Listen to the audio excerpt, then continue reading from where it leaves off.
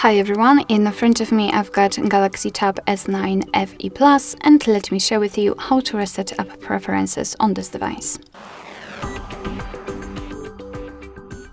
So let's start with opening the settings, and in this left section we have to scroll down in order to find the apps section, which is right here under the battery and device care. So you can basically swipe almost all the way down. So let's tap on the apps, and here we have to tap on the three dots icon in the right upper corner. Now let's tap on Reset App Preferences, and here your device is informing you what it will actually reset, so disabled apps and, for example, permission restrictions. What's more, no worries, you won't lose any app data, so simply tap on Reset, and basically this is it. This is how to reset app preferences in this device.